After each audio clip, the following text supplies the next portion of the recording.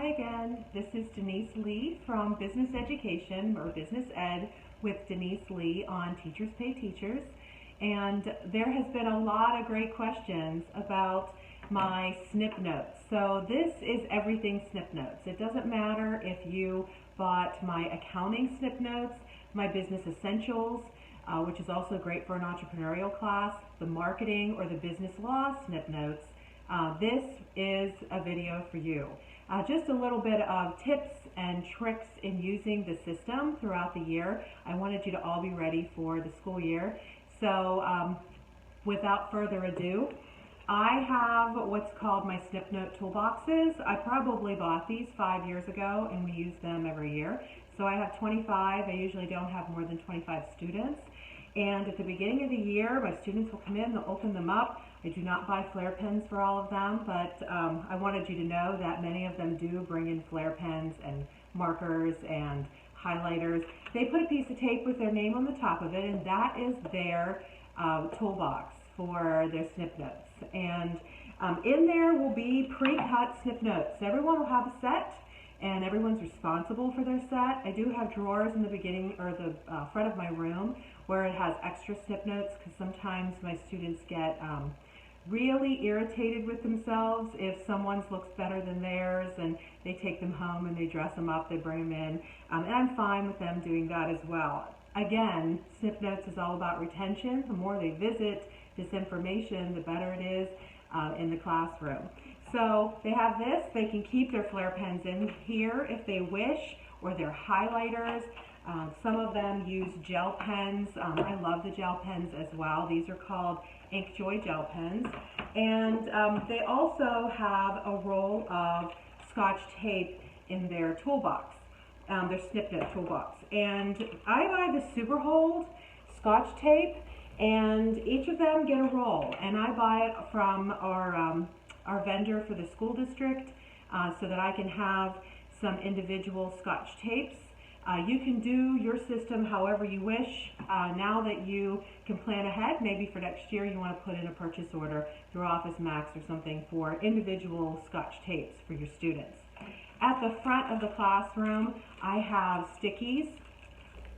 Student is into those happy organizers, happy planners I think they're called, and those happy planner tablets can cost anywhere from $15 to $20. Some of my students cannot afford that. So this is the time of year, it's August right now, because there is such a variety of sticky notes that are adorable sticky notes.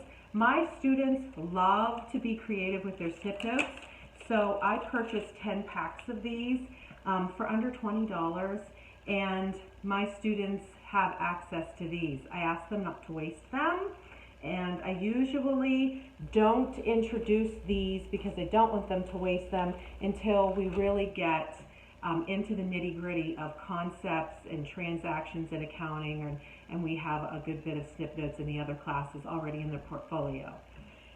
For those of you not familiar with Snip-Notes, Snip-Notes are, with a set of Snip-Notes, you get a full-size graphic organizer tablet for when you lecture and students are taking notes. You also get a teacher set of the teacher's key so that you have an idea of what I meant to go in that cell or that bubble.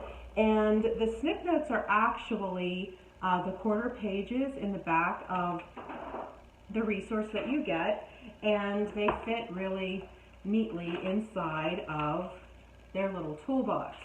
And the questions I'm getting is about really assembling these, and there's no sweat, folks. If you don't have the legal size hanging file folders, don't go buy them. This is actually a piece of paper. This is a piece of construction paper. You can make it any size you wish. This fit in my laminator perfectly. Our laminator is really wide at the school. And you can put, before you laminate it, your flip tab, your portfolio flap on it, and send it through the laminator with this flap on it.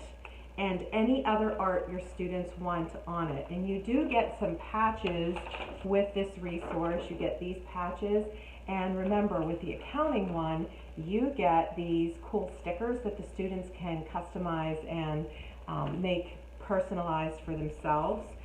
With my business essentials, I have them do something else, but I'm digressing here. Let me digress.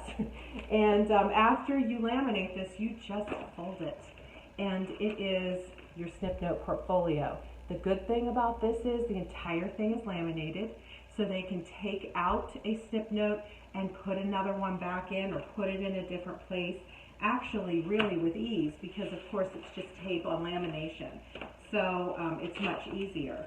And again, this is a completed Snip-Note portfolio, and a completed Snip-Note portfolio is full of great resources for our students.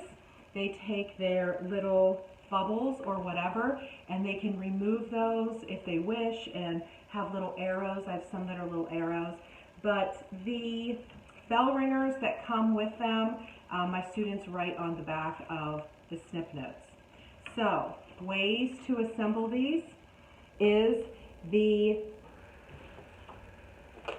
piece of laminating paper. This is a really big one, and it has the big flap on it.